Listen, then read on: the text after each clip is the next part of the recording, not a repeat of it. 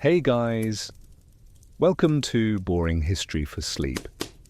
Tonight, we drift away from dusty debates and into a softer haze where medieval minds found peace, pleasure, and perhaps a bit too much poppy. Yes, they did it. But trust me, things got weird, and sometimes surprisingly creative. So before you get comfortable, take a moment to like the video and subscribe, but only if you genuinely enjoy what I do here. And let me know in the comments where you're tuning in from and what time it is for you. It's always fascinating to see who's joining us from around the world. Now, dim the lights, maybe turn on a fan for that soft background hum, and let's ease into tonight's journey together. It's tempting to imagine the Middle Ages as a grim, mud-covered parade of monks, plagues and potatoes.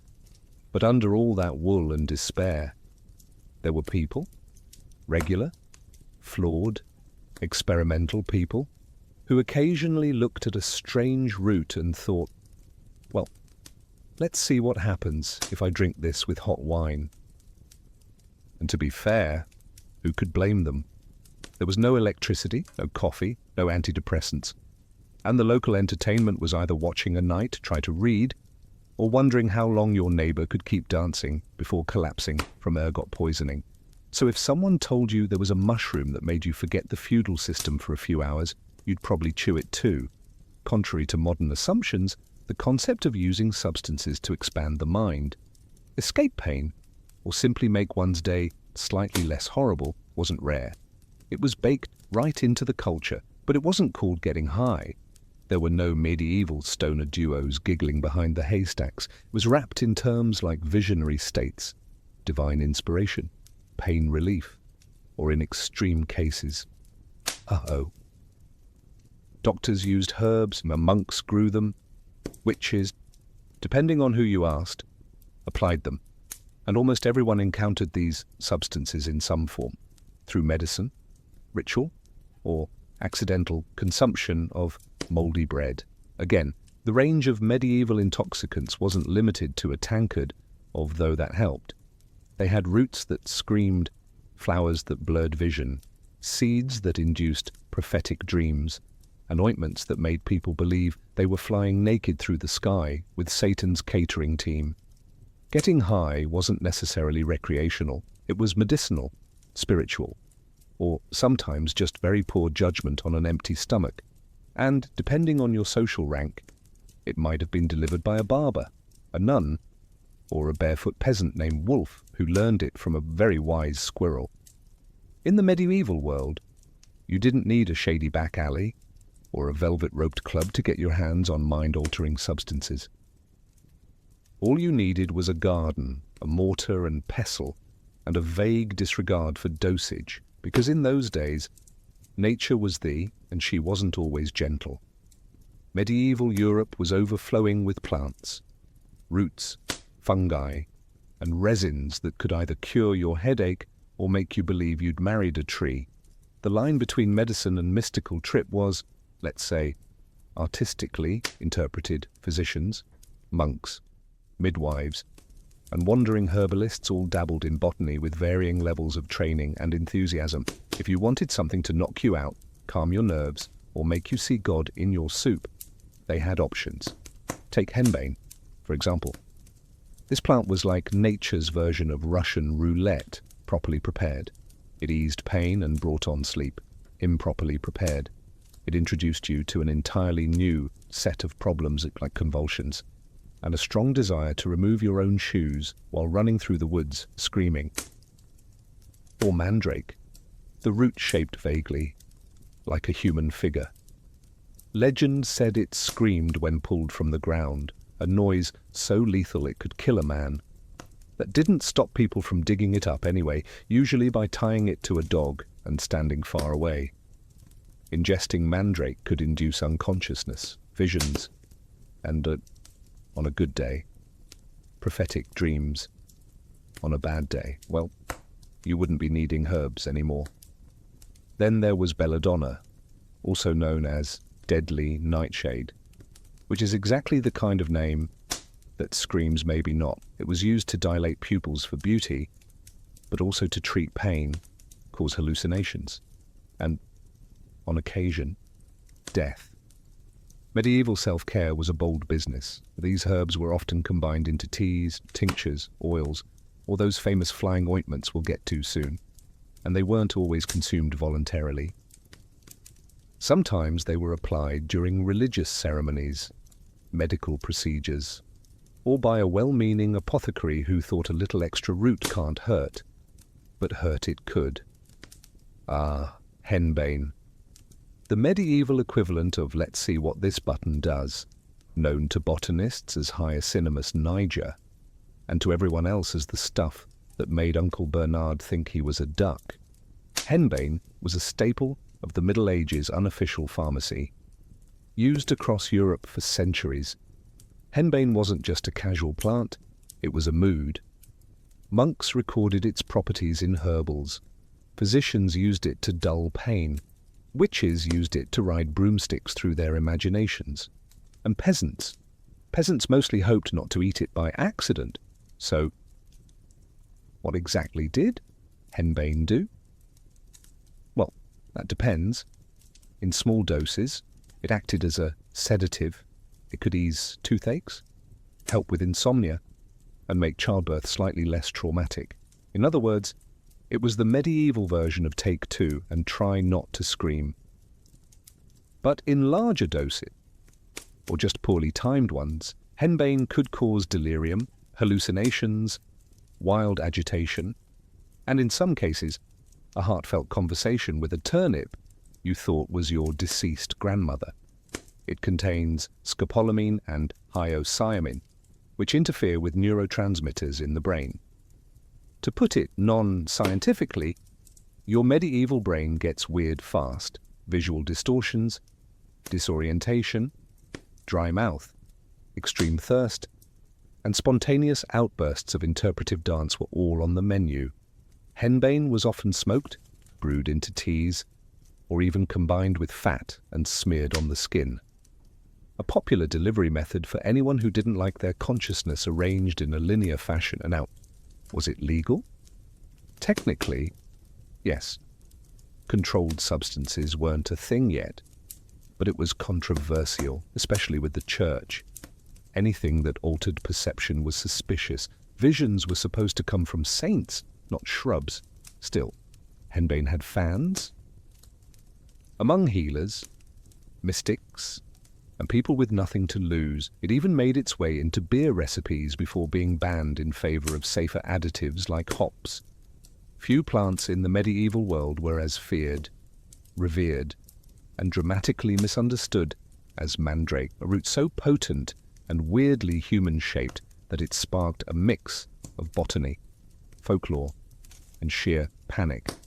Botanically known as Mandragora officinarum, the mandrake was associated with sleep, hallucinations, fertility, and a high probability of either mystical visions or waking up in a ditch next to a confused goat. Either way, something happened. Medieval herbalists believed that the root, which often resembled a stubby, contorted human figure, contained powerful magical and medicinal properties. It was a sedative, an anesthetic, an aphrodisiac, and, according to some, a conduit to prophetic dreams. You could boil it in wine to calm pain, or you could inhale its fumes and immediately question all your life decisions.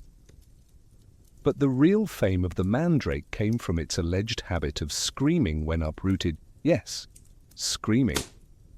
As in, don't pull me out of the dirt, or you'll die from the noise kind of screaming. Medieval texts warned that simply hearing the mandrake's cry could kill a man, which naturally led to some creative harvesting techniques. The most famous involved tying the root to a dog, walking away, and letting the poor animal do the dirty work. The assumption was that the dog would die instead of you, a plan that raises some ethical red flags, even by medieval standards. Once harvested, and the dog properly mourned, the mandrake could be dried, powdered, steeped, or worn as a charm. Some people even carried tiny mandrake figures in pouches to ward off evil or promote fertility. Because nothing says romance like a mummified root that sounds like it's seen things. The church, predictably, didn't love mandrakes. Anything that caused visions and wasn't tied to organized religion was treated as witchcraft adjacent. Still, monks recorded mandrake recipes in herbals with suspiciously detailed instructions. Used correctly, mandrake could dull pain before surgery, treat insomnia, and create trippy, vivid dreams. Used incorrectly, it could cause vomiting, unconsciousness, or your family staging an exorcism because you thought your soup was whispering. Let's say you're a medieval noblewoman hoping to attract attention at a feast. You could wear your best linen and you could braid flowers into your hair. Or if you were really serious, you could drip literal poison into your eyes. Enter belladonna, also known as a tropa belladonna, or, more honestly, deadly nightshade. The name alone sounds like a final boss in a medieval RPG. And yes, it was both alluring and lethal, the botanical equivalent of a seductive but unstable ex. The name belladonna means beautiful lady, because when a few drops of its extract were added to the eyes, it dilated the pupils. Wide eyes were considered attractive, mysterious, and maybe even a little saintly. Of course, the downside was blurry vision, light sensitivity, and the occasional unintended poisoning.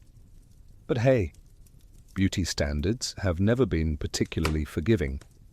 Cosmetics aside, belladonna had other talents. It was used as a painkiller, a sleep aid, and occasionally as a truth serum, though the truth it produced was often along the lines of, the ceiling is dripping Latin prayers, the plant contains atropine and scopolamine, both of which mess with the nervous system in ways that range from mildly trippy to why is the wallpaper vibrating. It was a common ingredient in potions, flying ointments, and some very questionable medical procedures. Want to numb a patient before sawing off a limb? Belladonna. Want to simulate a death-like sleep for theatrical or suspicious purposes? Belladonna. Want to accidentally meet a few saints and possibly the devil in your dreams? You get the idea. And yet, despite its toxicity, belladonna was part of the medieval medical toolkit. Physicians used it carefully, or recklessly, depending on how bad the plague was that week, and it shows up in herbals, recipes, and the love charms across Europe. Before modern edibles came in discreet packaging and fruity flavors, medieval folks were already getting inventive, just not with chocolate. Instead, they relied on ointments, balms, tinctures, and potions. And let's be clear, the word ointment rarely inspires confidence, especially when it contains ingredients like belladonna, fat from a black cat, and a questionable amount of hemlock stirred counterclockwise under a full moon. Welcome to the world of medieval transdermal delivery systems, or, in plain English, rubbing weird paste on your skin and hoping for the best. These concoctions weren't made for a casual weekend buzz. Many were tied to rituals, folk medicine, and spiritual experiences. They could knock you out, send you into ecstatic trances, or not, if misused, cause you to believe you were turning into a lizard. Application was often topical, which sounds safer, until you learned the preferred absorption points were the mucous membranes. Yes, those membranes. Cue the infamous flying ointments associated with witches. A lovely blend of henbane, mandrake, belladonna, and pig fat, often applied to, let's just say, intimate areas. The goal, a euphoric sensation of flying. The result, either a transcendent astral journey or waking up in a haystack with half your teeth and no memory of how you got there. Beyond the salves, medieval potions were often consumed in wine, broth, or some liquid that smelled like regret. Apothecaries loved mixing poppy extract with spiced wine, a combo strong enough to numb you during surgery or give you a front-row seat to a divine revelation you didn't ask for. And let's not forget the elixirs sold by wandering quacks. These traveling pharmacists promised to cure everything from heartbreak to plague, often using recipes that could also dissolve a shoe. Did they work? Maybe. Or maybe they just made you forget what was wrong in the first place. The magic of these medieval edibles was that no one could quite predict the outcome. Would you sleep peacefully, commune with angels, or scream at the moon and swear eternal loyalty to a turnip? Only one way to find out? Let's talk about the broomstick, that iconic airborne companion of the medieval witch. It might seem quaint now, the stuff of fairy tales and Halloween costumes, but back then it came with an awkwardly scandalous backstory. Spoiler: the broomstick wasn't just for sweeping.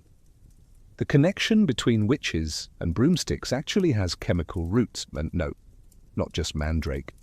Historical records, especially those written by suspicious inquisitors, describe witches using flying ointments, thick, trance-inducing salves made from plants like henbane, belladonna, and datura, all of which are about as friendly as a drunk porcupine. But here's the kicker: these ointments weren't taken by mouth. Why? Because the ingredients were toxic, and stomachs are famously ungrateful.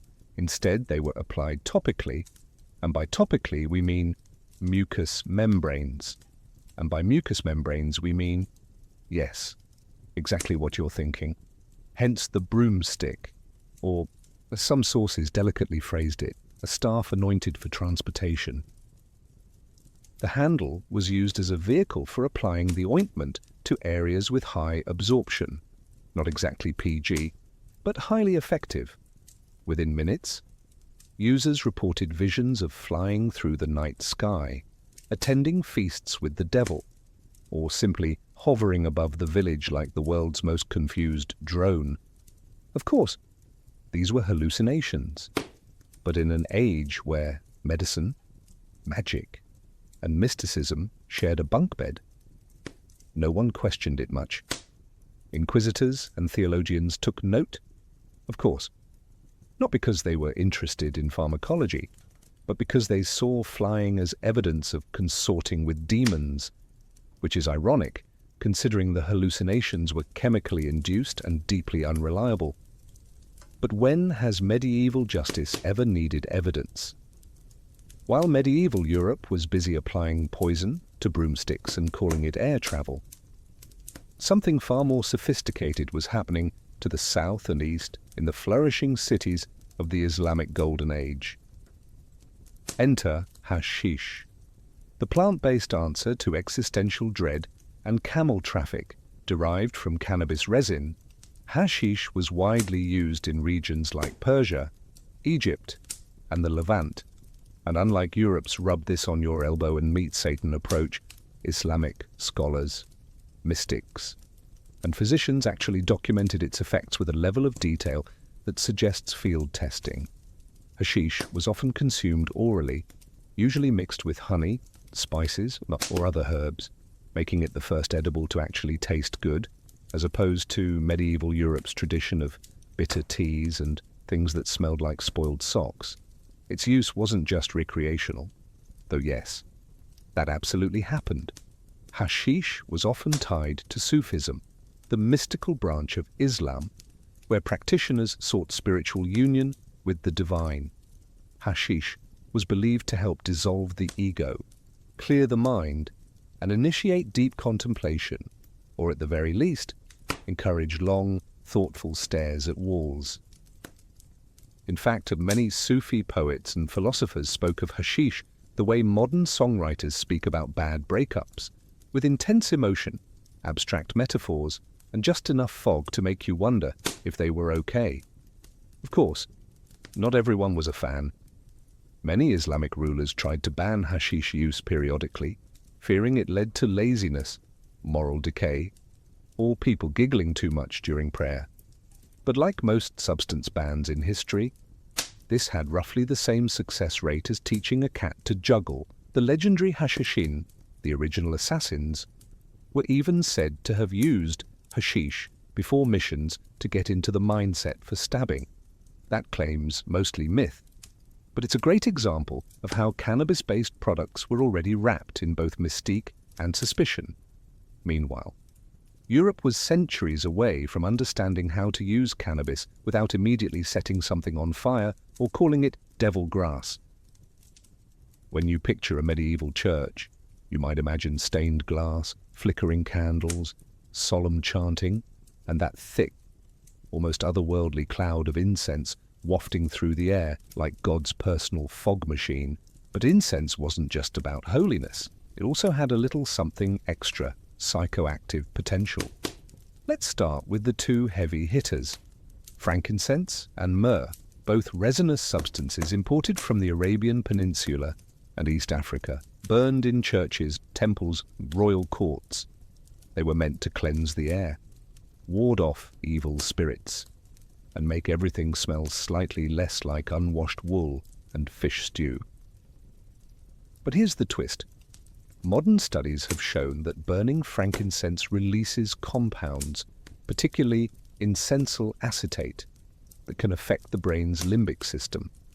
Translation: if you sat in enough smoke, Gregorian chant wasn't the only thing making your head feel floaty.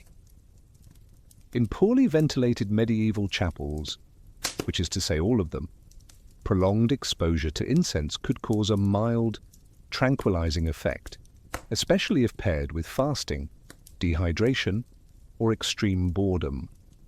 It wasn't uncommon for monks or devotees to report visions during long services, and while they often credited divine inspiration, it's possible some were just lightly buzzed from resin fumes.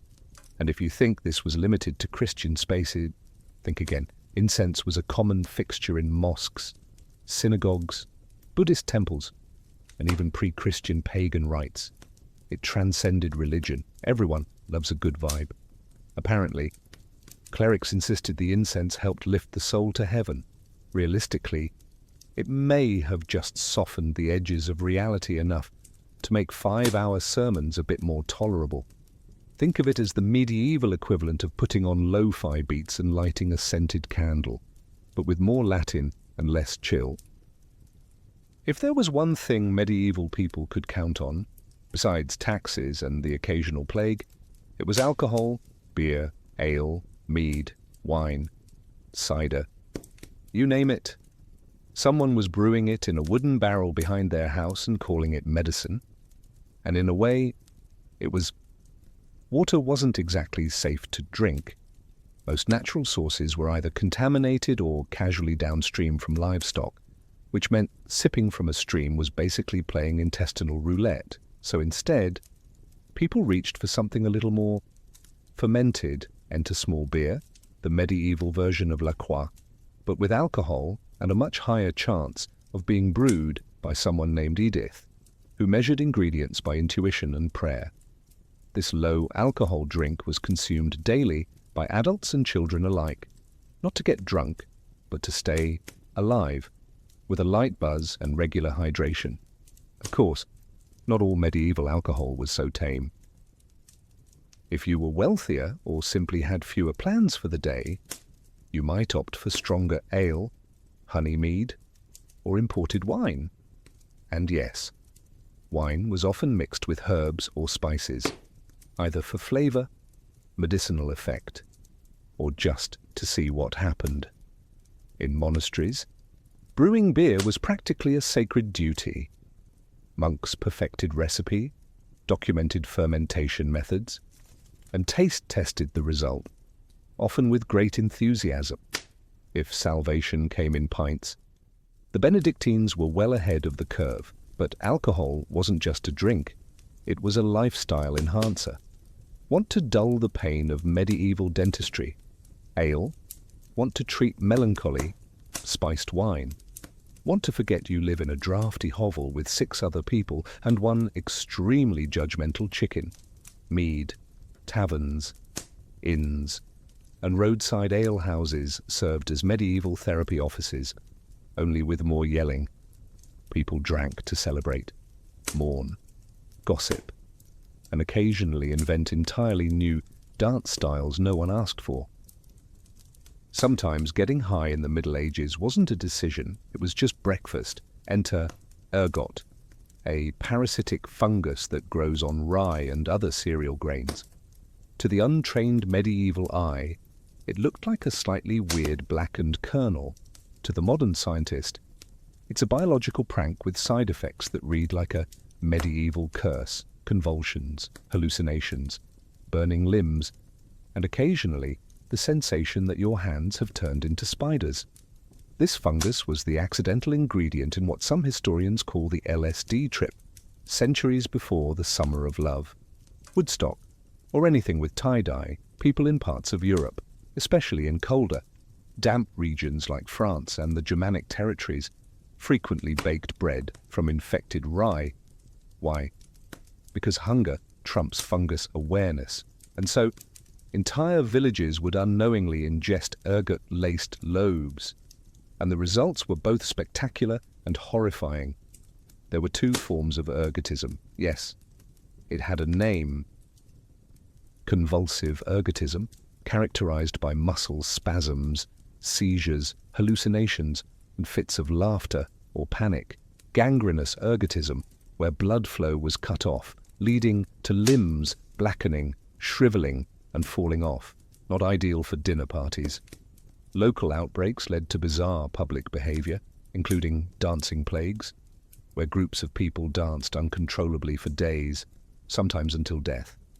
At the time, it was blamed on demons, divine punishment, or moral weakness, but in reality, it may have just been a mass case of unintentional mushroom toast. Ironically, the Order of St. Anthony's, which ran hospitals for the afflicted, helped treat victims of ergotism, often by feeding them wheat-based diets instead of rye.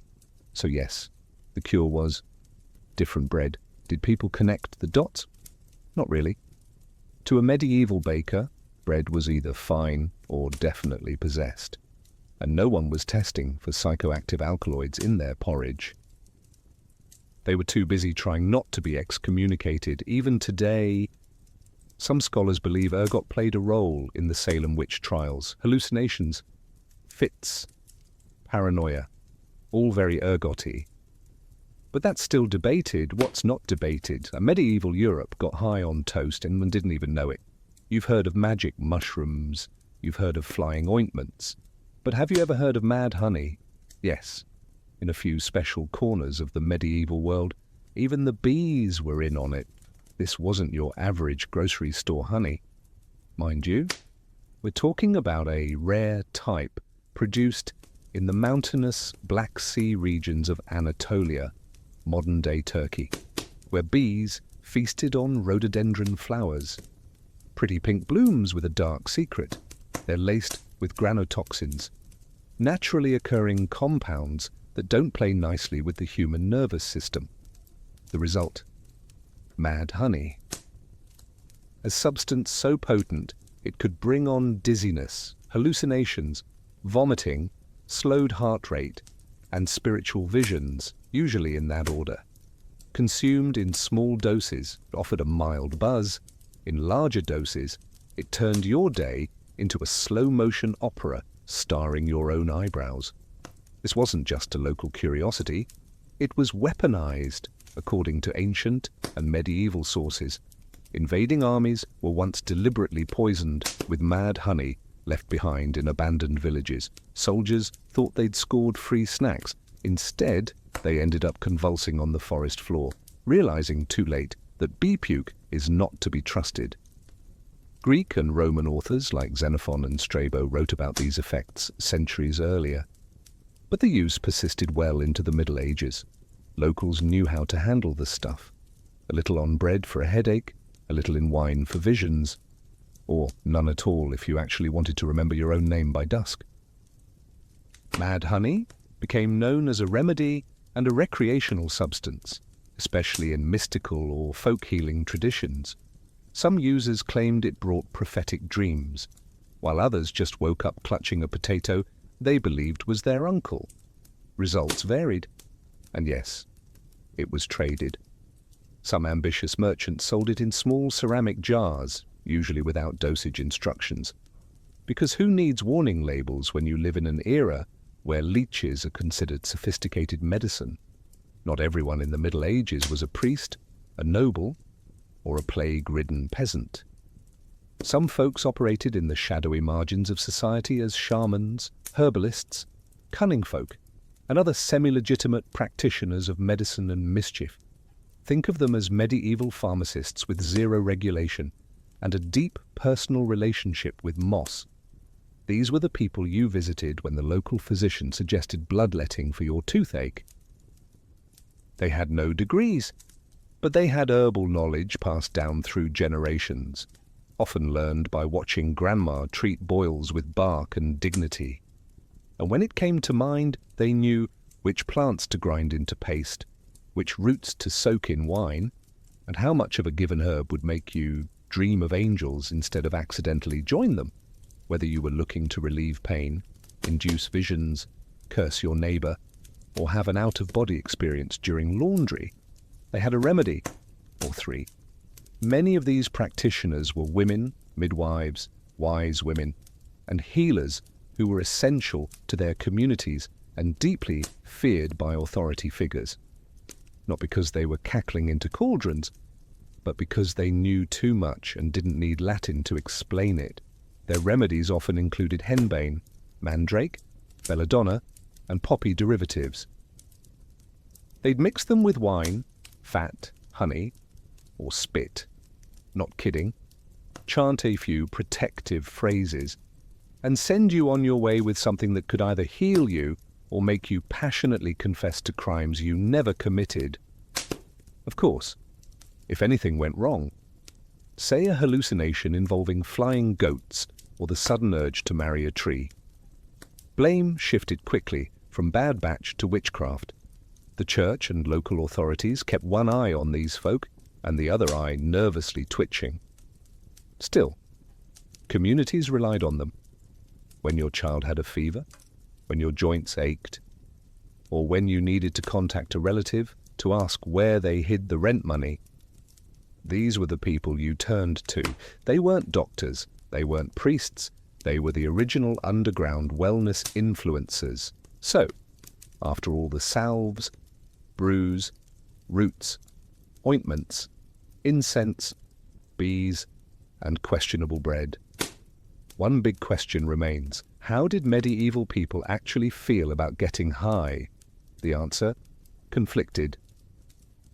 Deeply, hilariously conflicted. For some, especially healers and herbalists, mind-altering substances were a practical tool. If it dulled pain, slowed a fevered mind, or made childbirth 1% less horrifying, it was welcomed. This was medicine, not mischief. Sure, the patient might start reciting psalms backward or insisting the cat was speaking French, but if the swelling went down, success. Then there were the spiritual users, monks, mystics, and those dabbling in divine communication. For them, hallucinations weren't red flags, they were revelations. Visions were signs of sanctity, not symptoms. If you stared into the void and the void whispered back in Latin, you were on the fast track to sainthood, or at the least, getting your own chapel mural. But intent mattered. Getting high by accident, fine. Getting high to see Jesus, acceptable. Getting high to flirt with a goat demon, now we have a problem. That's where the church stepped in, branding certain substances and their users as suspicious at best, heretical at worst.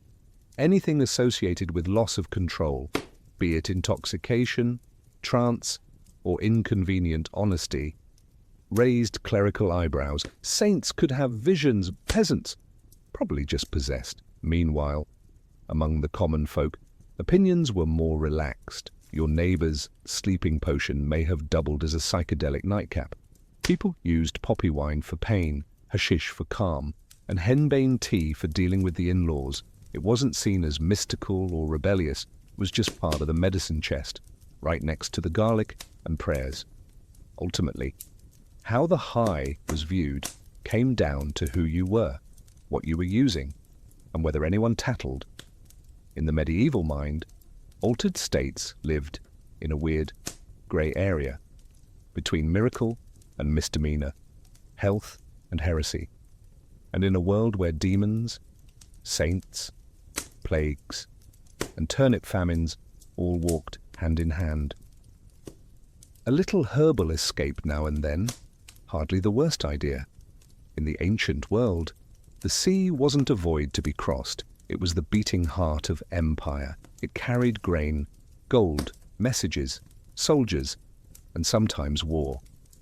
Whoever commanded the seas didn't just own the water, they dictated the fate of entire civilizations. Unlike land warfare, where terrain shaped battles, naval warfare was about control of flow, of trade, of communication, and of access for seafaring empires like Athens, Carthage, and Egypt. Naval supremacy wasn't optional, it was existential. Without fleets, cities were vulnerable to isolation, starvation, and siege. With fleets, they could blockade enemies, protect merchant convoys, and even land forces deep behind enemy lines. Take the Mediterranean as an example. It wasn't called the Middle Sea for nothing. This inland ocean connected 3 continents and countless cultures. To dominate it meant having a finger on the pulse of everything from Phoenician trade routes to Roman grain shipments. The sea could bring wealth as swiftly as it could deliver disaster. That's why ancient powers poured resources into naval infrastructure, harbors, shipyards, dry docks, and naval academies. For Athens, the navy became its lifeblood. The mystical's vision of a trireme-powered military turned Athens into a thalassocracy, a sea-based empire. Its ships guarded grain routes from Egypt, levied tribute from allies, and crushed Persian ambitions at battles like Salamis.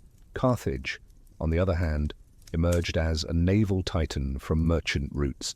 Its dockyards were among the most advanced of the ancient world, producing warships on an almost industrial scale. Carthaginian dominance wasn't just about military power, it was backed by generations of sailors and navigators who understood the sea like a second skin. Egypt, with its strategic location at the mouth of the Nile and Red Sea, also relied heavily on fleets to protect trade with the Levant and Nubia, although more riverine in orientation. Egyptian warships evolved into seafaring vessels capable of skirmishing with pirates and escorting treasure ships. In all these cases, naval warfare wasn't a sideshow, it was the main event. The sea was where rivals clashed, alliances were broken, and empires either flourished or floundered. Mastery of naval tactics, technology, and geography gave rise to legends. And when those fleets burned or sank, so too did the fortunes of the mighty. The trireme was not just a ship, it was a weapon. Sleek, fast, and deadly. It defined ancient naval warfare across the Mediterranean. And though many city-states built them, none wielded them quite like the Athenians. With 3 tiers of oars and a bronze-tipped ram, the trireme was the ancient equivalent of a guided missile, one powered by sweat, rhythm, and strategy.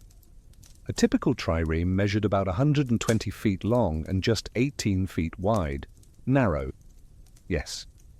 But that was the point. Its slim hull allowed it to slice through water with minimal drag, while its low draft let it operate close to shore for raids and landings. The name trireme comes from its 3 rows of oars, stacked vertically. These weren't random rowers either. Each was a trained seaman, knowing how to move in unison at speeds of up to 9 knots in battle. The trireme's most fearsome feature, the ram, a bronze-sheathed prow reinforced with oak, designed to smash into enemy hulls with devastating force. But ramming wasn't just about speed. It required precise timing and angle. Hit too straight, and your own ship might get stuck, or even capsize. Skilled captains like those in the Athenian navy perfected the art of the diekplaus, a maneuver that involved slipping through enemy lines, turning quickly, and striking exposed flanks above deck. The trireme carried a small contingent of marines, usually around 10 to 20 heavily armed hoplites and a few archers. Their role was to board enemy vessels or defend against boarding. But make no mistake, a trireme was not a floating fortress. It relied on agility, not armor. One wrong move and you were kindling. What made the Athenian trireme fleet truly revolutionary wasn't just the ship itself. It was the system behind it, funded by the Theorica, a public naval fund. Athens built and maintained hundreds of triremes. Citizens, even the poorest, served as rowers, creating a strange kind of democracy at sea. When Athens beat the Persian fleet at Salamis in 480 BCE, it wasn't aristocrats who rode to victory, it was the common people. Ancient naval combat wasn't a cannon-blasting slugfest. It was more like high-speed chess, with the occasional street brawl. The primary goal: disable or sink the enemy before they could do the same to you. And the main tool for that? Ramming. Ramming was the centerpiece of naval tactics in the trireme era. The goal was to pierce an enemy's hull below the waterline using the ship's bronze-tipped prow. A well-placed ram could send a vessel to the bottom in minutes. But it wasn't as simple as charge forward. Timing, angle and coordination mattered immensely. Too sharp an approach and you'd glance off. Too direct, and you might embed your ship in theirs, leaving both vessels vulnerable. To land a successful ram, fleets used complex maneuvers like the Diekplaus and Periplus. In a Diekplaus, a ship would dart through gaps in the enemy line, then pivot to strike from behind. The Periplus involved circling around the enemy formation to hit exposed flanks. These weren't brute force tactics. They were precision strikes, dependent on the rower's synchronization and the captain's foresight. But sometimes, things didn't go to plan. Rams missed, ships locked together, oars snapped. That's when Plan B came in. Boarding. Boarding turned the naval fight into a land-style melee. Once two ships collided or locked, Marines would leap aboard the enemy vessel with swords, spears, and shields. These weren't delicate affairs. Boarding was brutal. Close-quarters combat. More like a gang brawl than an orderly phalanx. Archers and slingers added chaos from the upper decks, picking off anyone who showed too much helmet. Some fleets, like those of the Romans, eventually favored boarding over ramming. They even built special devices like the corvus, a boarding plank with a spike that could hook onto enemy ships and turn sea battles into floating land fights. This tactic helped Rome defeat more experienced Carthaginian sailors during the First Punic War, because what Romans lacked in seamanship, they made up for in sheer infantry strength. Of course, this also meant naval battles became even bloodier and more chaotic. There was no retreat once boarding began. It was kill or be killed, on a deck slick with salt water, blood and broken timbers. If ramming was the scalpel of ancient naval warfare, then fire was its sledgehammer. There was no more terrifying sight than a flaming ship bearing down on your fleet. Fire ships were the naval world's version of controlled chaos, a weapon so dangerous that it often threatened the attacker as much as the enemy. Though not as common as triremes or boarding actions, fire tactics emerged early and evolved over time. The basic principle was simple: load a ship with flammable materials, pitch, tar, sulfur, resin, oil, and set it alight before sending it toward enemy vessels. Ideally, the fire ship would drift into tightly packed enemy lines, igniting sails, decks, and anything else unfortunate enough to be flammable. One of the earliest documented uses of fire ships comes from the Greco-Persian conflicts, where desperate defenders tried to repel naval invasions by hurling flaming rafts or boats toward enemy galleys. In the confined spaces of a harbor or strait, where maneuverability was limited, a single fire ship could cause mass panic and break formations. But fire at sea was a double-edged sword. Winds could shift, flames could backfire. A poorly timed fire ship could destroy your own fleet as easily as the enemy's. This is why fire was often reserved for desperate moments. Blockades, surprise attacks, or last stands where the risk was worth the havoc. The most sophisticated development in ancient incendiary warfare came with Greek fire, a mysterious and fearsome weapon developed by the Byzantine Empire centuries later.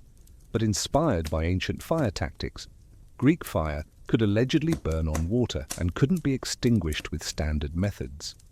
While it's more medieval than ancient, its conceptual roots, chemical fire used in naval dominance, can be traced back to these early fire ships.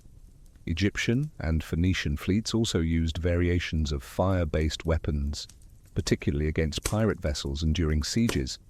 For instance, coastal defenders might catapult firepots or flaming arrows onto ships attempting to breach harbors. The psychological effect of fire at sea was unmatched. A ram could be blocked, a boarder could be repelled. But fire panicked crews, devoured wooden hulls, and spread faster than orders could be shouted. Even the most experienced sailors might abandon ship at the first whiff of pitch and smoke. In the 5th century BCE, Athens transformed itself from a landlocked city-state into a dominant naval superpower, and it all started with silver. When a massive silver vein was discovered in the mines of Laurium Themistocles, an ambitious Athenian politician convinced his fellow citizens not to divide the wealth, but to invest it. His plan?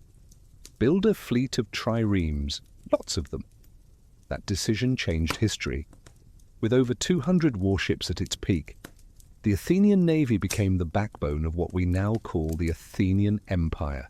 The city's power was no longer rooted in hoplite infantry or stone walls. It sailed on wood, sweat, and strategy. The victory at Salamis in 480 BCE, where Themistocles' fleet trapped and annihilated the Persian navy in narrow straits, is still one of the most decisive sea battles of the ancient world. That win didn't just save Athens, it positioned it as the protector and soon ruler of the Aegean. Under the Delian League, Athens began extracting tribute from allied city-states, supposedly for mutual naval defense. In practice, this tribute was often used to fund Athens' own interests, from shipbuilding to public architecture. The navy allowed Athens to enforce loyalty, suppress rebellions, and project its power far beyond its borders. But it wasn't just about military might. The fleet democratized Athens. The poorest citizens, who couldn't afford armor or land to fight as hoplites, became essential rowers in the triremes. Their contribution gave them political clout, transforming the Athenian assembly and empowering the lower classes. Sea power became people power. However, this dominance came at a price. Athens' over-reliance on its navy and its coercive treatment of allies sowed resentment.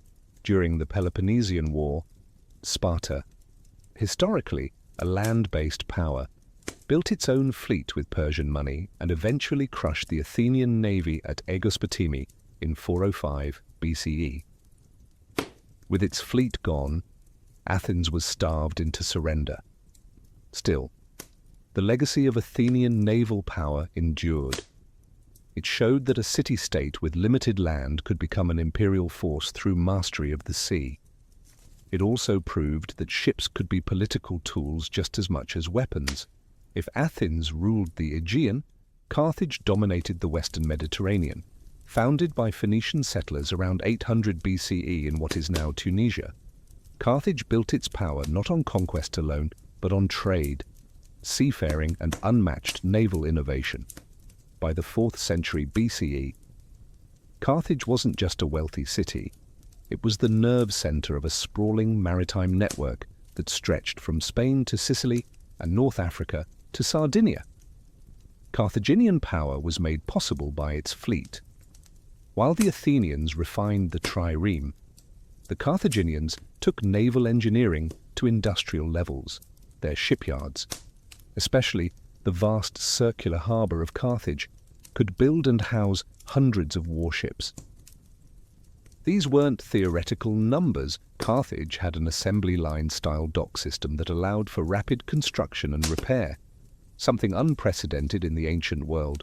Carthaginian ships, often quadriremes or quinqueremes, were heavier than Athenian triremes, designed not just for speed, but for power Their naval doctrine leaned toward ramming and boarding, supported by experienced mercenary marines and Libyan Phoenician sailors who had grown up on the sea.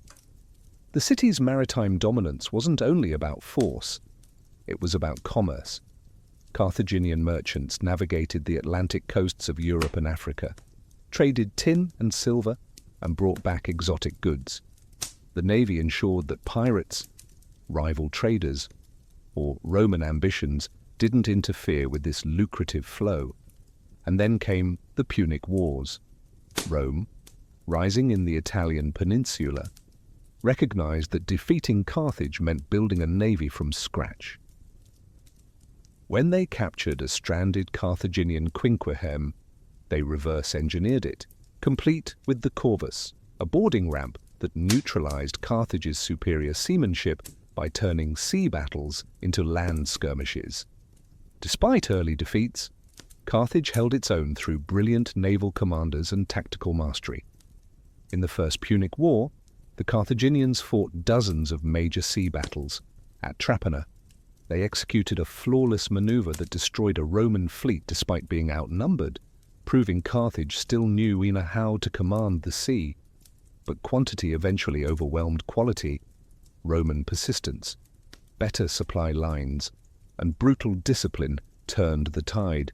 By the end of the Second Punic War, Carthage's fleet was gone, its shipyards dismantled, and its power broken. Still, the legend of Carthaginian naval dominance endures. They weren't just warriors on the water, they were master merchants, innovative shipbuilders, and bold navigators who once ruled the seas through wit, wealth, and wood. When we think of ancient Egypt, we picture pyramids, pharaohs, and temples, not fleets. But Egypt was one of the earliest civilizations to embrace naval power, both on the Nile and at sea. Its ships may not have been as famous as Greek triremes or Carthaginian quinqueremes, but for thousands of years, Egypt relied on watercraft to maintain its empire, transport troops, and protect its economic lifelines. The Nile was Egypt's highway, an artery that connected north and south, desert and delta. As early as 3000 BCE, Egyptian shipbuilders were crafting vessels from bundled papyrus reeds, and later, cedar wood imported from Lebanon. These riverboats transported grain, gold, soldiers, and even colossal statues. Pharaohs led naval expeditions southward into Nubia and eastward across the Red Sea to Punt, a mysterious land rich in incense, ivory, and exotic animals. But Egypt's naval ambitions weren't limited to the river. By the time of the New Kingdom, c. in 1550-1070 BCE, Egypt developed seagoing fleets capable of challenging pirates, repelling invasions, and projecting power beyond its borders. Under rulers like Thutmose III and Ramesses III, Egypt used warships in campaigns against the Sea Peoples, a confederation of raiders who threatened the eastern Mediterranean. These battles, recorded in vivid reliefs at Medinet Habu, show Egyptian archers firing from ships and marines engaging in brutal close combat aboard narrow wooden decks. Unlike the oared triremes of Greece, Egyptian seafaring ships were broad, sail-driven vessels with limited maneuverability. They often featured raised fighting platforms and were crewed by archers, spearmen, and sailors trained in both combat and navigation. Their primary advantage was mobility along coasts and rivers, where they could rapidly deploy soldiers or intercept merchant traffic. Egyptian naval strength also underpinned its economy. Grain exports to the Levant and trade with the Aegean were secured by escort ships. Ports like Byblos and Tanis became hubs of both commerce and naval logistics. Even foreign rulers sought Egyptian shipbuilders for their craftsmanship. In time, Egypt's naval power waned under successive waves of foreign rule: Libyans, Assyrians, Persians, and eventually Greeks and Romans. But its long legacy of riverine and coastal warfare set the foundation for naval traditions in the ancient Near East. Egypt's ships may not have ruled the open sea, but they ruled the rhythm of empire, sailing where the Nile flowed, where the winds allowed, and where power demanded. When the Roman Republic first rose to prominence, it was not a naval power. Rome's strength lay in its disciplined legions and road-building prowess, not shipbuilding, but that changed dramatically and rapidly when the Republic found itself in a bitter contest for control of the Mediterranean against Carthage. The result was one of the most dramatic naval transformations in ancient history. At the start of the First Punic War, 264 BCE, Rome had almost no fleet. Carthage, meanwhile, had centuries of maritime dominance, but the Romans weren't deterred. According to legend, they captured a Carthaginian quinquereme and used it as a prototype. Within months, they mass-produced a navy, assembling hundreds of ships through sheer manpower and state-level organization. But Rome knew it couldn't outsail the Carthaginians. So it changed the rules of the game. Enter the corvus, a boarding bridge fitted with a metal spike. This device turned sea battles into infantry brawls, Rome's specialty. With it, Roman marines could board enemy ships en masse, transforming naval combat into something far more familiar to Roman soldiers. The results were dramatic. In battles like Mylae and Cape Ecnamos, Rome's relatively inexperienced sailors defeated veteran Carthaginian crews through sheer aggression and the effectiveness of the corvus. Eventually, the corvus was abandoned. It made ships dangerously top-heavy, but it had already turned the tide of the war. By the Second Punic War, Rome's naval infrastructure had matured. Its fleets patrolled the western Mediterranean, protected supply lines to Iberia and Africa, and disrupted Hannibal's ability to reinforce his forces from Carthage. Naval blockades and amphibious landings became standard tactics. Under the empire, Roman control of the seas expanded further. The Classis Missionensis and Classis Ravenatis were two of the main imperial fleets, stationed to protect trade routes, suppress piracy, and transport troops.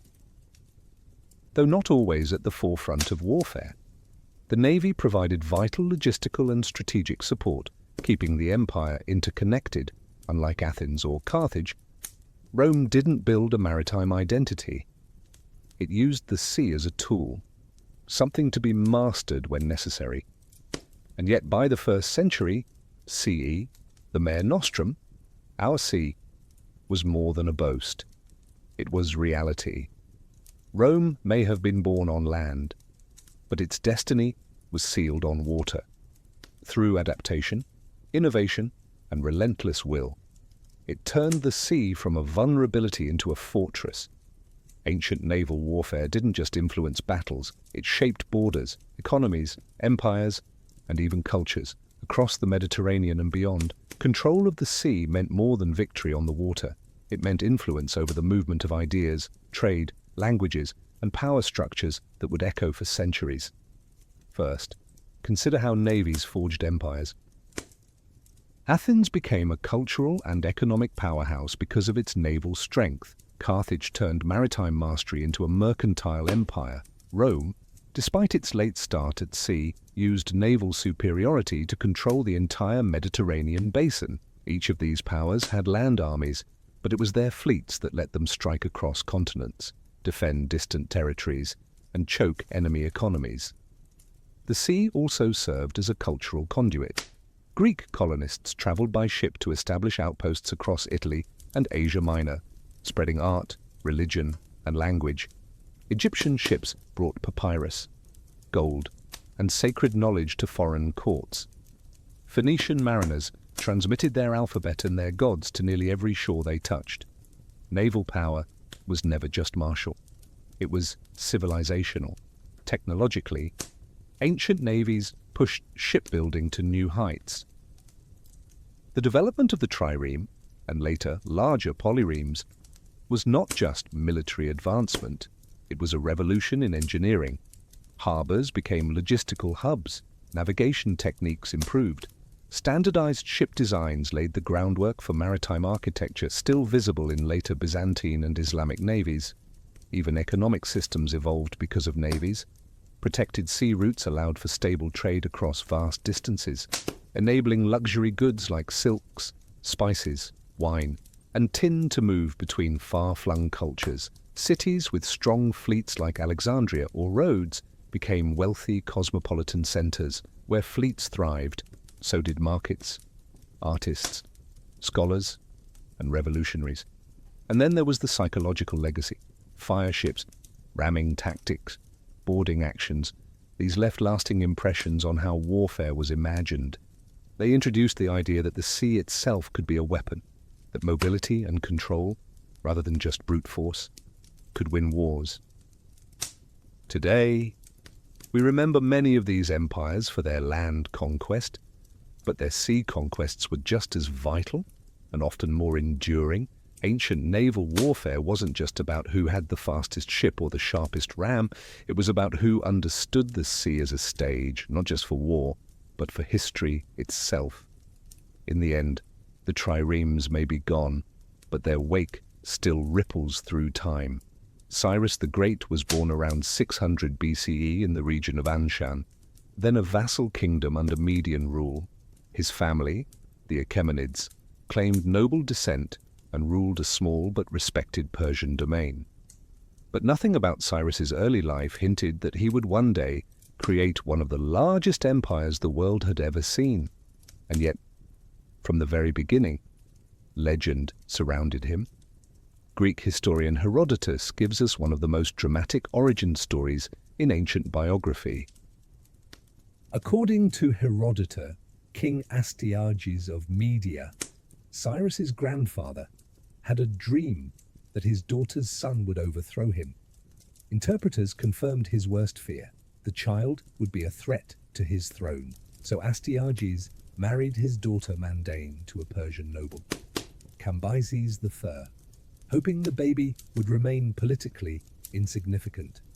But the dreams persisted.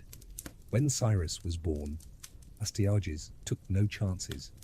He ordered a loyal servant, Harpagus, to kill the child. Harpagus, reluctant to commit such an act, delegated the gruesome task to a shepherd.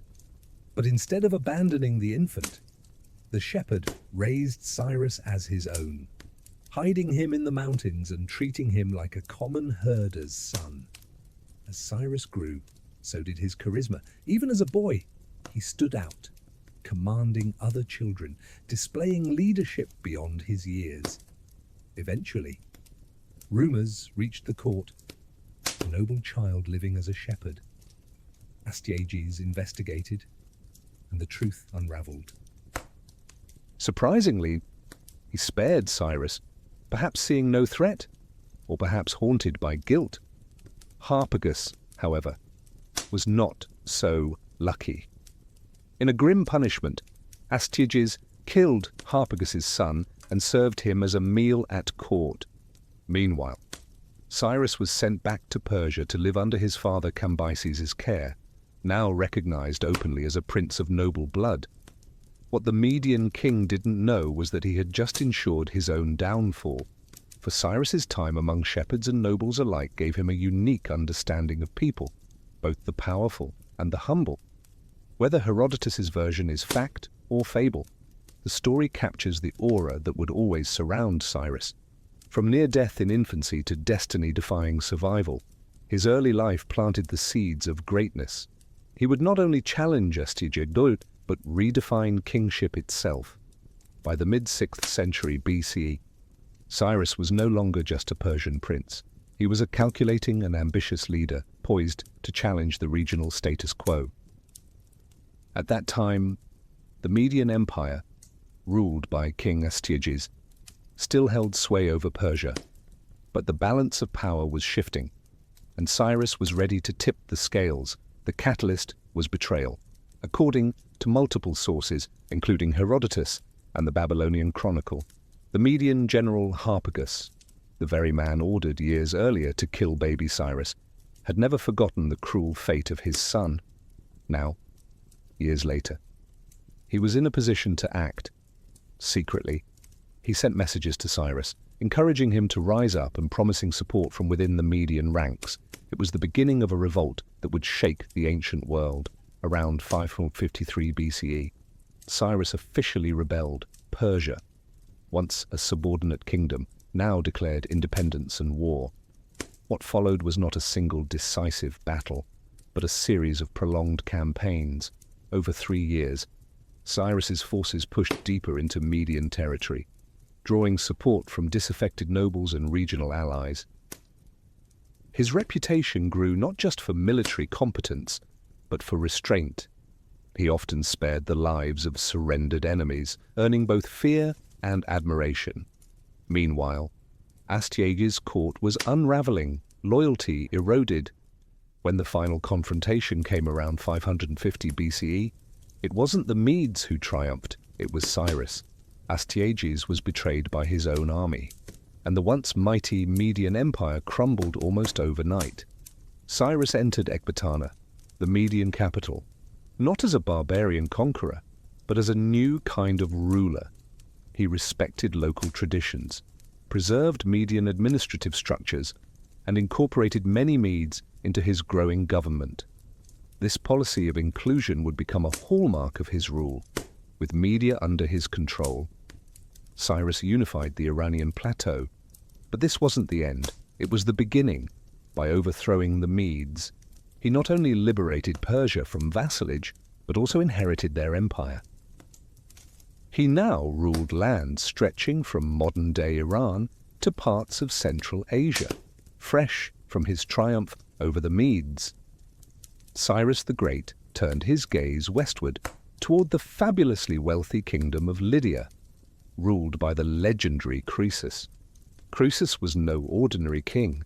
He was one of the richest men of his time, his name becoming a byword for immense wealth. His capital, Sardis, gleamed with luxury, and his armies were well equipped with cavalry and seasoned troops. But Croesus made a fatal mistake. He underestimated Cyrus, seeking to preempt Persian expansion. Croesus formed alliances with Egypt and Babylon and consulted the oracle of Delphi. The oracle famously told him that if he crossed the river Halys to attack Persia, he would destroy a great empire. Encouraged, Croesus launched an invasion, only to discover that the empire he would destroy was his own. The two forces clashed near the river Halys in 547 BCE.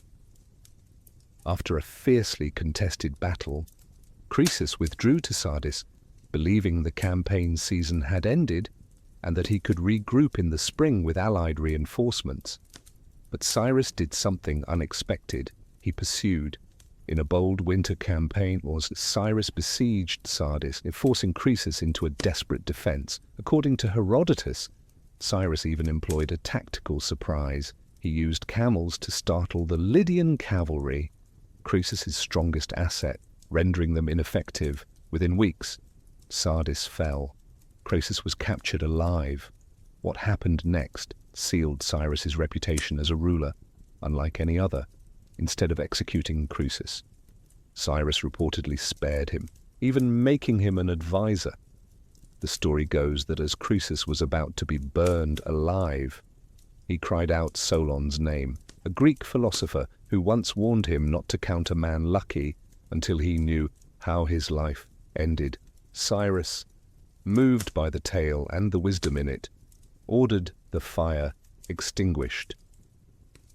Whether myth or truth, this narrative reflects Cyrus's known policy of clemency.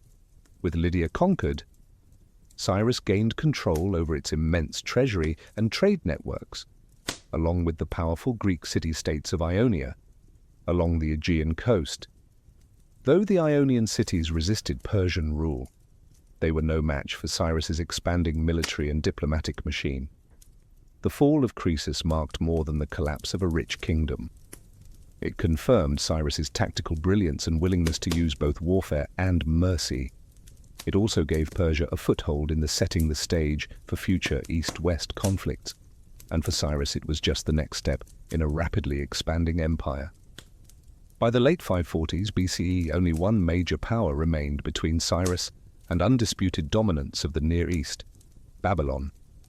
Once ruled by kings like Hammurabi and Nebuchadnezzar, Babylon had grown into a magnificent metropolis, famed for its towering ziggurats, massive double walls, and the fabled hanging gardens. But beneath the grandeur, cracks were forming. At the time, Babylon was ruled by Nabonidus, a king deeply unpopular with his own people. His religious policies alienated the powerful priesthood of Marduk, the city's chief deity. He had spent years away from Babylon, leaving the empire in the hands of his son Belshazzar, a name familiar to readers of the Hebrew Bible. Discontent was growing. Cyrus sensed opportunity.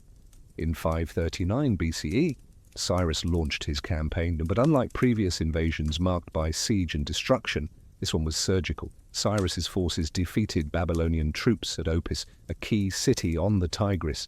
There, they won not only with military power, but with propaganda. The Persians promised to liberate the people from the misrule of Nabonidus, presenting Cyrus as a restorer of divine order. The most astonishing part, when Cyrus entered Babylon, he did so without a fight. According to the Nabonidus Chronicle and later Greek sources, the city gates were opened to him, perhaps through political negotiation, perhaps due to internal betrayal. Regardless, Cyrus marched into Babylon as a liberator, not a conqueror. He respected the city's temples, participated in religious ceremonies, and declared in the famous Cyrus Cylinder that he had been chosen by Marduk himself to restore peace and justice. This document, often called the world's first charter of human rights, records Cyrus's policies of tolerance, temple restoration, and repatriation of displaced peoples. Among those affected were the Jews. Exiled from Jerusalem decades earlier by Babylonian kings, Cyrus issued an edict allowing them to return home and rebuild the temple in Jerusalem, an act so significant that the Hebrew Bible refers to him as God's anointed, a title otherwise reserved for Israelite kings. After entering Babylon in 539 BCE, Cyrus the Great didn't just take the throne, he rewrote the rules of empire. One of the most remarkable artifacts of his reign is the Cyrus Cylinder, a clay document inscribed in Akkadian cuneiform, often hailed as the world's first charter of human rights. While modern scholars debate that claim, there's no doubt that the cylinder offers a revolutionary glimpse into how Cyrus saw power, not as domination, but as stewardship. In the text, Cyrus proclaims himself chosen by Marduk, Babylon's chief deity, to restore order and justice after the misrule of Nabonidus. But this wasn't mere flattery. Cyrus backed his words with action. He restored temples to their proper function, allowed displaced peoples to return to their homelands, and explicitly stated that he would not oppress his subjects or alter their local traditions. One of the most famous outcomes of this policy was the liberation of the Jews from Babylonian exile. After decades in captivity, the Jewish people were allowed to return to Jerusalem and rebuild their destroyed temple. The book of Ezra in the Hebrew Bible records Cyrus's decree, praising him as an instrument of divine will, extraordinary for a foreign king. In fact, Cyrus is the only non-Jew ever referred to in the Bible as a Messiah or anointed one. The Cyrus Cylinder speaks in terms of freedom, restoration, and legitimacy through justice, a striking contrast to the standard rhetoric of ancient rulers who often glorified conquest and divine punishment. Instead of boasting about destroying cities or enslaving enemies, Cyrus highlights his role as a protector of diverse cultures and faiths. This wasn't weakness, it was strategy. By respecting local customs, he avoided rebellion and fostered loyalty across his vast empire. Although we must be cautious not to project modern legal concepts onto ancient texts, the spirit of the Cyrus Cylinder remains remarkable. It envisions a world where rulers derive legitimacy not from fear, but from benevolence and inclusion. Today, a replica of the cylinder is displayed at the United Nations headquarters, a testament to its symbolic weight as an early blueprint for pluralistic governance. Cyrus the Great didn't just conquer a vast empire, he held it together. That might sound simple on paper, but in reality, he ruled over an incredibly diverse world.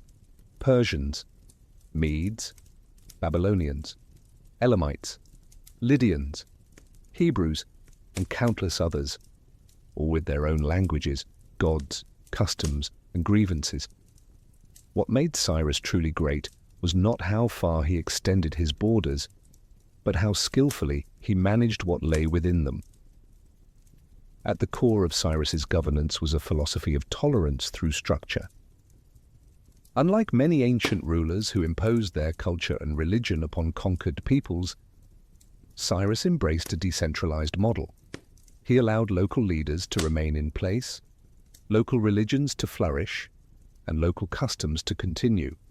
Rather than crush his subjects into submission, he sought to win their trust, and it worked. He retained and adapted the administrative systems of the Medes and Babylonians, blending them with Persian practices to create a uniquely flexible empire. Power was delegated to satraps, or provincial governors, who oversaw taxation, security, and justice in their regions. These officials were typically chosen from local elites, but remained accountable to Cyrus's central authority. This system became the foundation of Achaemenid rule for generations. Cyrus also invested in infrastructure. He improved trade routes, safeguarded caravans, and ensured fair treatment for merchants, knowing that commerce was as essential to stability as armies. His empire wasn't just a military machine, it was an economic and cultural network that stretched from the Indus Valley to the Aegean Sea. He also understood the power of symbolism. In each city he conquered, Cyrus made gestures of respect, restoring temples, participating in religious ceremonies, and preserving local institutions. These acts weren't simply theatrical, they were diplomatic strategies that earned him the loyalty of former enemies. Most remarkable was how little resistance his rule provoked. Cyrus didn't just avoid rebellions, he often inspired admiration. Even the Greeks, typically disdainful of barbarians, viewed him as a wise and just king. Xenophon, the Athenian historian, would later write Cyropaedia, a partly fictionalized but deeply admiring biography of Cyrus, presenting him as the model of enlightened leadership. By the end of his reign, Cyrus the Great had reshaped the ancient world. From the Aegean Sea to the mountains of Central Asia, his empire stretched farther than any before it. But like many great conquerors, his ambition pushed him toward one final campaign, this time into the steppes of the northeast. It would be his last, around 530 BCE. Cyrus set out to confront the Masaite, a confederation of nomadic tribes living east of the Caspian Sea. These fierce, horse-riding warriors were led by Queen Timaris, a ruler remembered as both a military leader and a symbol of defiance. Her people were seen by Persians as uncivilized but dangerous, a threat to the empire's expanding borders. The details of the campaign are murky, shaped largely by Herodotus's dramatic and likely embellished account. According to the Greek historian, Cyrus first attempted diplomacy, proposing marriage to Queen Timaeris. She saw it for what it was, a political ploy. When diplomacy failed, Cyrus resorted to trickery. He left behind a banquet of wine and rich food, knowing the Massagetes were unaccustomed to alcohol. After a drunken celebration, many of her warriors were ambushed and slaughtered, including her son, devastated and enraged. Timaeris swore vengeance. In the climactic battle that followed, the Massagetes overwhelmed the Persian forces. Cyrus was killed in combat. Herodotus even claims that Timaeris had his body decapitated and placed his severed head in a skin filled with blood, declaring, "Drink your fill of blood, you who thirsted for it." While the gruesome ending may be more myth than fact, what's certain is this: Cyrus died during this campaign, far from the great cities he had conquered. His body was eventually returned to Pasargadae, the capital he founded in Persia, and buried in a modest yet dignified tomb. still standing today as a testament to his legacy. His death marked the end of an era. The throne passed to his son Cambyses II, who would continue the empire's expansion, notably into Egypt. But Cyrus's unique blend of tolerance, strategy, and visionary leadership would not be easily replicated. When Cyrus the Great died, he left behind more than a vast empire. He left behind a political blueprint, a philosophical precedent, and a reputation so revered that even centuries later, his name inspired awe.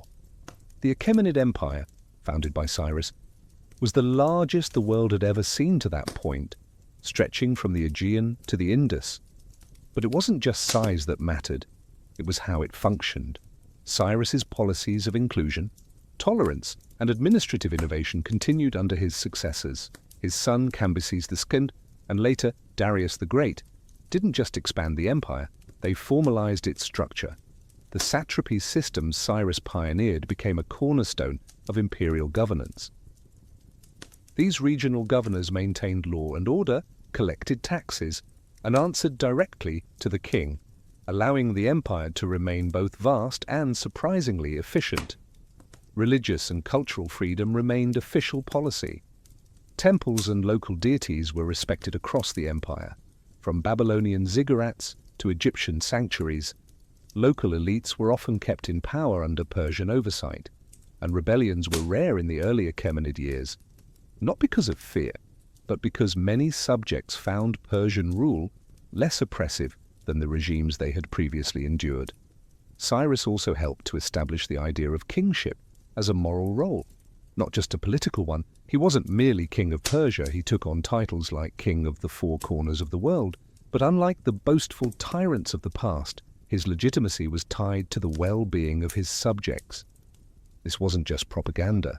It reflected a real shift in imperial philosophy. Good governance was part of greatness, even in death. Cyrus' influence was felt. His tomb at Pasargadae, a simple limestone structure, stood as a symbol of humility and permanence. Alexander the Great, himself a master of empire centuries later, visited Cyrus's tomb and reportedly paid it homage, ordering its restoration after it was desecrated. In Persia, Cyrus was not just remembered, he was revered. Later, Persian dynasties would invoke his legacy to legitimize their own rule. Zoroastrian priests associated him with divine justice, and Iranian national identity continues to celebrate him as the father of the nation. Cyrus the Great's influence didn't end with his death, or even with the fall of his empire. Over the centuries, his legacy grew beyond borders, faiths, and cultures, cementing him not just as a Persian hero, but as a globally admired figure whose example echoed through time. In the Hebrew Bible, Cyrus is described not as a pagan tyrant, but as a divinely appointed liberator. The book of Isaiah refers to him as the Anointed of the Lord, a title otherwise reserved for Israelite kings. His decree allowing the Jews to return to Jerusalem and rebuild them marked a turning point in Jewish history. For many, he remains a righteous Gentile, a rare example of a powerful ruler who used his might to restore, not destroy, faith and freedom. In Greece, despite centuries of conflict with Persia, Cyrus was often portrayed as the model monarch. The Athenian writer Xenophon, a student of Socrates, wrote the Cyropaedia, a partly fictionalized account of Cyrus's life that presented him as the ideal ruler, wise, just, moderate, and brave. Though not a strict historical biography, it shaped Hellenistic and Roman thought about leadership and ethics for centuries to come. In Islamic tradition, some scholars and commentators have identified Cyrus with Dhul Qarnayn, the two-horned one mentioned in the Quran, a righteous king who built a great wall to protect people from chaos and injustice. While this identification is debated, it reflects the respect Cyrus commands across Abrahamic traditions. Modern historians and political leaders have also looked to Cyrus for inspiration. In 1776, Thomas Jefferson reportedly kept a copy of the Cyropaedia at his bedside. In the 20th century, Iran's last Shah invoked Cyrus as a symbol of national unity and reform. And today, Cyrus's Cyrus cylinder, often dubbed the world's first declaration of human rights, is displayed at the United Nations as a symbol of tolerance and governance. Cyrus's appeal transcends conquest. He is remembered not for cruelty or empire building alone, but for his rare ability to wield power with justice. He showed that an empire didn't have to crush difference to maintain control, and that rulers could win loyalty through respect, not fear. More than 2 millennia later, Cyrus the Great remains a paradox, a conqueror celebrated for his compassion, a king praised by those he conquered. Few figures in history command such wide admiration, and fewer still deserve it as much. In the blistering sun of the Nile Valley, the ancient Egyptians made a bold choice. Many of them shaved their heads. But this wasn't a practical decision alone. It was a symbol, a statement, a clean canvas. And upon that canvas, they placed some of the most elaborate wigs the ancient world ever saw. Wigs in ancient Egypt weren't just fashionable. They were essential markers of identity, status, and purity. Men and women of high rank didn't just wear them, they flaunted them. These weren't simple accessories either. They could be made of real human hair, imported horsehair, or finely woven plant fibers. Wealthy elites often commissioned wigs with multiple layers, intricate braiding, gold beads, and even perfumed cones placed atop them. Wax-based scents that would melt slowly in the sun, covering them in luxury. For women, hairstyles were tied to femininity, fertility, and power. A noblewoman's wig might be adorned with floral decorations, colourful bands, or precious metal clasps. A priestess might wear hers in tight, symmetrical rows, echoing the divine order of the gods. For men, especially those in service to Pharaoh, a thick, stylized wig reflected not just wealth, but closeness to the divine hierarchy. Children, however, had their own style. Many wore the side lock of youth, a shaved head with one ornate braid left dangling, a symbol of childhood that would be cut off during adulthood or religious rites of passage. And then there were the bald priests. In sharp contrast to the extravagance of court wigs, priests were required to shave their entire bodies, including their heads, to maintain ritual purity in public ceremonies, though even they might wear ceremonial wigs, symbolizing their spiritual roles more than their individual identity. What's more fascinating is how wigs even served after death. Mummies were often buried with wigs in place, ensuring their status and beauty carried into the afterlife. Hair, in other words, wasn't just vanity, it was an eternal identity. If you picture a Viking, you likely imagine wild beards and braided hair, an image forged from equal parts archaeology, Norse sagas, Hollywood. But there's a surprising truth in that vision. Viking hairstyles were far from random. In fact, hair was a powerful symbol in Norse society, of identity, masculinity, clan loyalty, and even seduction. Both Viking men and women took their hair seriously. In a world where physical appearance projected strength and honor, long hair wasn't a vanity, it was a statement. Men often grew their hair long and styled it meticulously. Braids, top knots, and half-shaved heads weren't just stylish. They were intimidating. A warrior walking into battle with braided locks and a thick beard wasn't just practical, keeping hair out of the eyes. He was broadcasting his readiness to fight and his resistance to fear. For Viking women, hair could be just as symbolic, long. Well-groomed hair was a marker of femininity and high status. Women often braided their hair in complex patterns, sometimes using ribbons or beads woven into the strands. A married woman might wear her hair wrapped or partially covered to signal her marital status, similar to how wedding rings work today. Some burial sites in Scandinavia even include combs, hairpins, and grooming tools, suggesting daily care and pride in appearance were important to both sexes. There was also a fascinating legal angle. In Viking law codes, hair played a role in justice. Cutting off someone's hair without permission was considered a grave insult, one that could lead to revenge, legal retribution, or full-blown blood feuds. That's because hair represented honor. To disgrace a warrior by chopping his locks was to attack his social standing itself. And then there's mythology. The Norse gods themselves had iconic hair. Thor, with his flaming red beard. Loki's transformation tricks often involved changes in hair or shape. And of course, the goddess Sif, whose golden hair was so legendary that when Loki cut it off as a prank, he had to beg the dwarves to forge a magical replacement from real gold.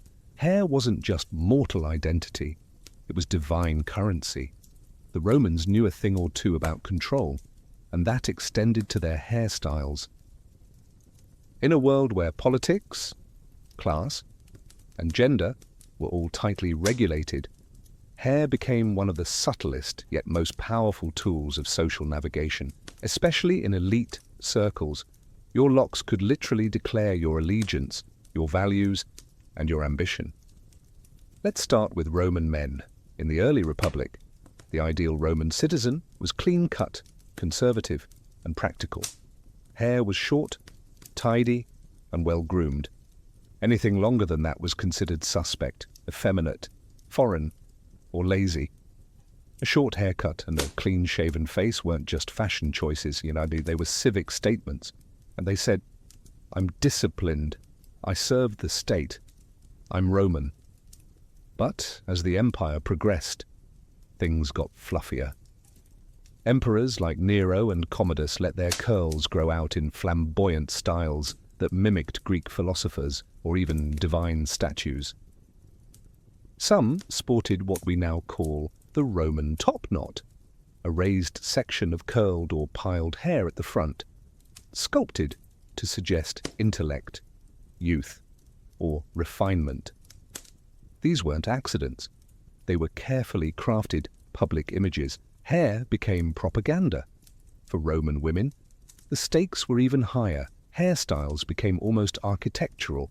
The famous Flavian Tower style, a literal mountain of curls and braids pinned above the head, was a high-status look made possible only by slave labor, hot irons, and hours of work. The more elaborate the hairdo, the wealthier the woman, because it meant she had the leisure time and servants to maintain it. Hair could also show political loyalty. Empresses often debuted new styles in statues and coinage, which were then copied by upper-class women across the empire. Wearing a hairdo like the empress wasn't just flattery, it was allegiance. Meanwhile, enslaved people were often forced to keep their hair short or plain, denying them this form of expression entirely. Soldiers likewise wore practical cuts, reinforcing unity and function over flair. And then there were the rebels. Some Romans deliberately grew long hair or adopted barbarian hairstyles to show disdain for imperial values. For example, gladiators often wore dramatic hairstyles to build stage personas, part athlete, part celebrity, part threat. In ancient Japan, hair wasn't merely a personal feature. It was an emblem of discipline, duty, and deeply rooted tradition. Nowhere was this more visible than in the iconic shonmeiji. The distinctive topknot worn by samurai, this wasn't just a haircut. It was a cultural contract. Originally, the shonmeiji began as a practical choice. The shaved crown kept helmets, especially the kabuto, samurai war helmets, more comfortable and secure in battle.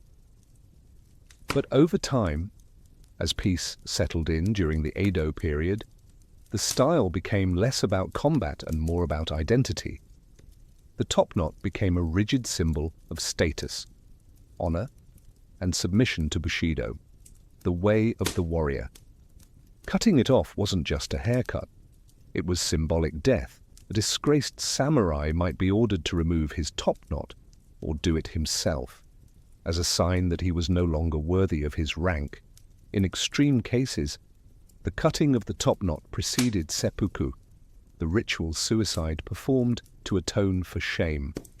The hair of Japanese women also conveyed powerful social messages. During the Heian period, 794 or 1185, noble women grew their hair extraordinarily long, sometimes longer than their bodies, and allowed it to cascade straight down their backs in a style known as subarakashi. This wasn't just beauty, it was elegance, patience, and status. Maintaining such length required immense care, time, and wealth, traits exclusive to the aristocracy. Later, during the Edo period, women's hairstyles became increasingly ornate and stylized. Styles like the shimada, a kind of coiled bun, were adorned with pins, combs, and decorations, each one coded with meaning. Certain styles indicated marital status, age, or even profession. Courtesans and geishas, for example, used dazzling and elaborate hairstyles not only to attract clients, but to signal their training stage and experience level. Hair could also be a form of rebellion. During certain shogunate rules, laws were passed restricting hairstyles based on class. Violating those codes, even by letting your hair grow the wrong way, could draw suspicion or punishment. And yet, artists, actors, and even masterless samurai often bent the rules to make bold statements about identity and resistance. In ancient Japan, hair was bound, literally and figuratively, by duty, devotion, and drama. Whether in the silent dignity of a samurai or the elegant swirl atop a geisha's head, coiffures were acts of storytelling, honor, and deep cultural memory. Across ancient Africa, hair wasn't just a personal style, it was a language, from the intricate cornrows of the Sahel to the towering coils of the Himba. Hairstyles served as identity cards, spiritual expressions, and even survival tools, long before colonial disruption. African hair culture was a rich tapestry of symbolism, craftsmanship, and resistance. Let's begin in ancient Egypt's southern neighbor, Nubia. Nubian communities, often unfairly eclipsed in mainstream history, developed stylized braids and twists that communicated status, age, and clan. Nubian queens like Amanitore and Amanishiketo wore complex braided wigs and headpieces that rivaled even Egyptian royalty, asserting their power and beauty in bold, unmistakable terms. Further west, in what is now Nigeria, the Yoruba and Igbo peoples were already treating hair as an artistic medium. Intricate styles weren't just for show, they were carefully planned, with certain patterns reserved for brides, warriors, or spiritual initiates. Hairdressers were highly respected, almost priest-like in their roles. To entrust someone with your hair was to trust them with your essence among the Himba people of Namibia. Red ochre paste, made from powdered stone and butterfat, is still used today to coat and sculpt elaborate braids. These ochre styles don't just protect hair from the desert climate, they signify everything from puberty to marital status. For Himba women, hair is literally shaped by the seasons of life, but perhaps the most fascinating aspect of African hair history lies in how it encoded resistance. During the transatlantic slave trade, enslaved Africans used hairstyles as silent forms of rebellion and remembrance. Cornrows weren't just practical, they were maps. Some patterns symbolized escape routes or safe meeting points. Others preserved ancestral styles from back home, defying erasure with every twist and braid. In many West African cultures, shaved heads marked mourning or spiritual transitions, while thick dreadlocks could represent strength, connection to the divine, or warriorhood. Hair was sacred, never just aesthetic. Colonialism would later stigmatize these hairstyles, pushing Eurocentric ideals of beauty. But the ancient roots of African hair culture were never fully erased. They lived on in memory, in hands, in braids passed from mother to daughter, and are now being reclaimed around the world. In ancient Greece, where marble statues and epics shaped the Western imagination, hair wasn't just a matter of personal grooming, it was a public performance of virtue, intellect, and civilization. From the tight curls of Athenian youths to the flowing locks of philosophers, hair helped define who you were in the eyes of both the gods and your fellow citizens. Let's start with the men. Early on, Greek men often wore long hair, tied back with ribbons or bands. Homeric heroes like Achilles and Odysseus are described in epic verse as having flowing or shining hair, symbolizing vitality, nobility, and divine favor. In these early periods, long hair was masculine and heroic, but by the classical era, things had changed. A well-groomed, moderately short haircut became the new ideal for Athenian men. The beard, however, stayed. It was the combo of choice for philosophers, statesmen, and teachers. Socrates, Plato, and Aristotle, all bearded. The beard was associated with wisdom and maturity, while the clean forehead and exposed face conveyed openness and reason. A long beard without long, wild hair suggested intellect over impulse, logic over emotion. In contrast, slaves and foreigners were sometimes forced to shave their heads as a mark of submission or inferiority. So, in a strange twist, having hair, at least the right kind, was a political privilege. Women's hair, on the other hand, was deeply tied to domestic virtue. In public, respectable women were expected to wear their hair up and covered, braided or coiled into buns. Hair hanging loose was often reserved for specific rituals, particularly mourning or ecstatic religious practices like the Dionysian cults, where unbound hair symbolized a break from order and social norms. Girls wore their hair down until puberty, after which their first braid was often cut and dedicated to Artemis as part of a coming-of-age ritual. This act symbolized both the end of childhood and the beginning of societal responsibility. Greek goddesses also had signature hair. Athena's neatly arranged war helmet style symbolized strategy and discipline. Aphrodite's flowing curls represented sensuality and divine beauty. Hairstyles helped mortals align with deities, borrowing divine traits by mimicking their forms. In ancient China, hair was inseparable from moral philosophy, family duty, and imperial control. From the smooth top knots of Confucian scholars to the ornate buns of Tang dynasty court ladies, every strand served a purpose, both aesthetic and symbolic. Hair was not to be altered lightly. In fact, cutting it was often considered a grave offense. Why? Because of Confucian filial piety. One of the core tenets of Confucianism was that your body, hair included, was a sacred gift from your parents. To cut, damage, or otherwise change it unnecessarily was a sign of disrespect. This belief permeated Chinese society for centuries. Even criminals faced hair shaving not just as a punishment, but as a ritual humiliation and spiritual severance. Men typically wore their hair long and tied it into a top knot or bun. Scholars, poets, and officials would often pair this with long robes and caps, signifying wisdom, composure, and loyalty to order. To see a man with loose or unkempt hair in public was deeply unsettling. It implied madness, mourning, or rebellion.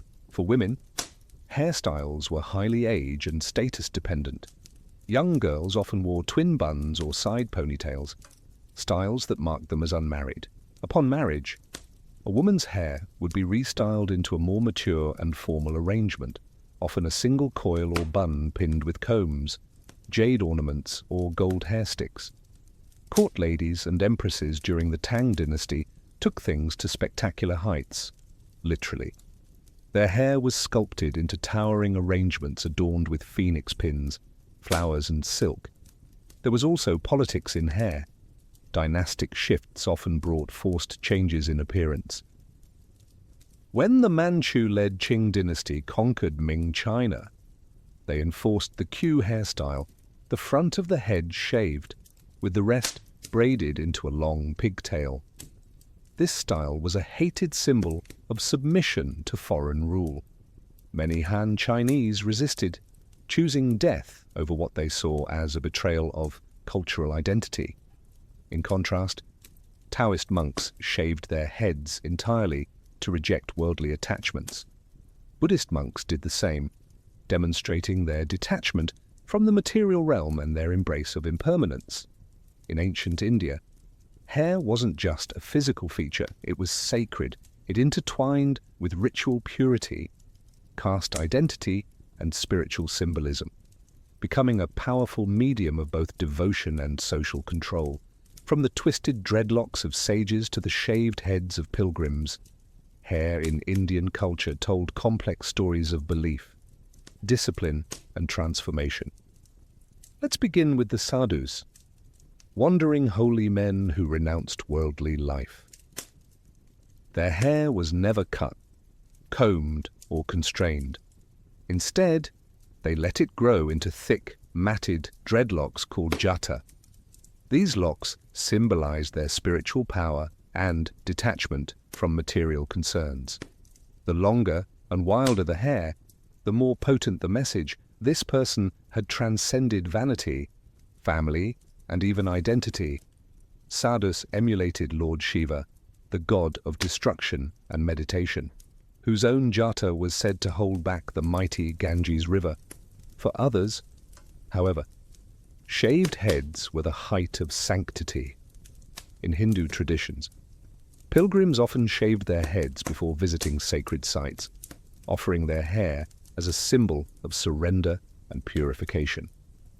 Children's first haircuts, mundan, were key rites of passage, believed to cleanse bad karma from previous lives. Mourning rituals also required close male relatives to shave their heads, symbolizing humility and detachment from worldly attachments. Hair also communicated caste and marital status.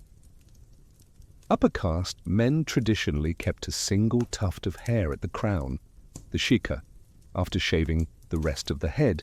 This top knot wasn't random, it marked them as twice born, part of the priestly or scholarly class, and obligated to perform sacred rites. Cutting the shika without cause was akin to social death. Women's hairstyles were equally symbolic. Unmarried girls typically wore their hair loose or in simple braids, while married women bound their hair into buns or coiled styles. A well-oiled, neatly braided style denoted discipline, beauty, and family honor. Ornamentation varied by region and wealth, but jasmine flowers, gold clips, and decorative combs were commonly worn during festivals and weddings. Hair was also linked to erotic power. Ancient texts like the Kama Sutra describe sensual hair arrangements, while sculptures at temple sites like Khajuraho depict women with intricately styled hair, cascading down their backs like liquid sculpture. Throughout the ancient world, hairstyles weren't just about fitting in, they were also used to stand out, resist, and rebel. In many societies, changing or rejecting a dominant hairstyle became an act of defiance, subtle or overt, against cultural norm, imperial powers, or oppressive systems.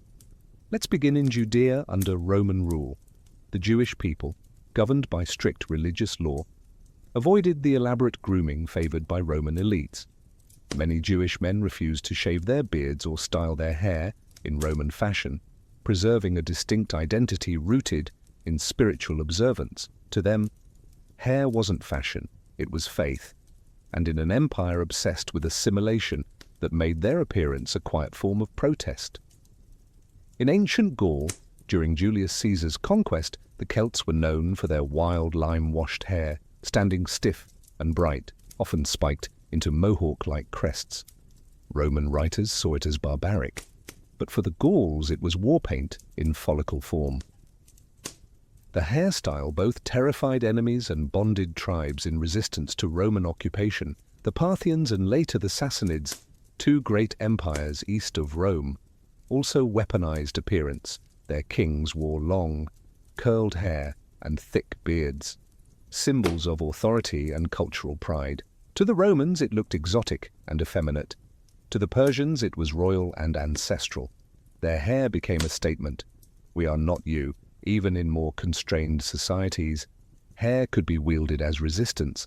Enslaved people in various empires, from Greece to the Americas, were often forced to shave their heads to strip them of identity.